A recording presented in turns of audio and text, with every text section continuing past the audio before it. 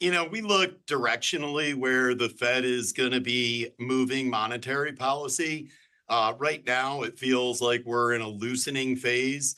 We're seeing impact on our companies already. I'm guessing that it's filtering through to psychology, both with our business customers in our industrial segment and also in our consumer companies where we're seeing some increased buying. But we don't really follow it that closely other than to see where the broad trends are going in a either loosening or tightening fashion. Yeah, depending on their penchant of the day and whether they're long or short, there's a lot of market participants trying to talk down the US economy and US businesses, Elias, as well. Well, actually, everything I see at the moment is it is remarkably robust, way better than people expected when we saw this historic set of rate hikes over the last couple of years. I look at consumer credit figures yesterday, revolving credit down, really solid numbers as well. We should be very, very careful not to talk down the consumer, not talk down businesses in the States. And I think there's a danger of doing so at times. Yeah, and you're 1,000% right. We've seen the consumer hold up remarkably strong all year. I want to give you some data because I always think that brings everything home. We have what's called the Cody Momentum Index, and it is, a pretty accurate gauge of not only where the company is now, but what we expect in the next few months. In the first quarter, our consumer companies had a momentum index of 1.14. That increased in the second quarter to 1.18.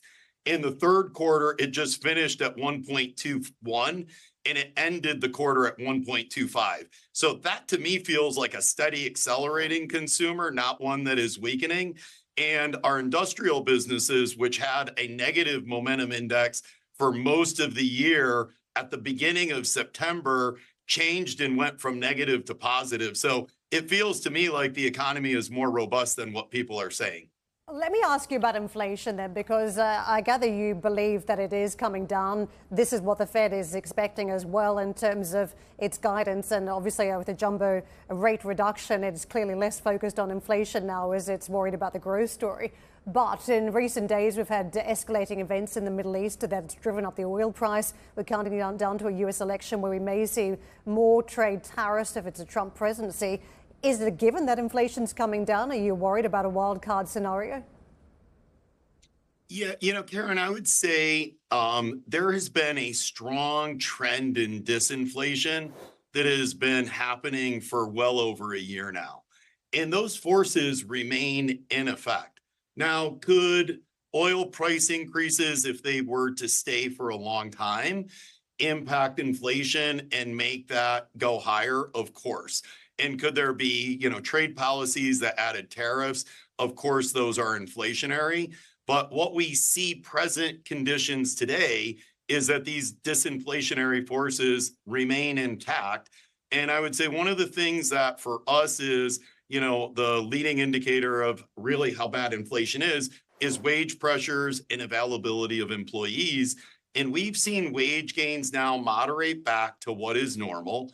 And frankly, our productivity is picking up substantially with all of the automation that continues to happen. And so our unit labor costs are coming back to a very normalized level, and they are not at inflationary levels. So to us, it feels almost like a Goldilocks scenario. The economy is picking up, inflation continues to come down, and I think that's why equity prices are hitting all-time highs.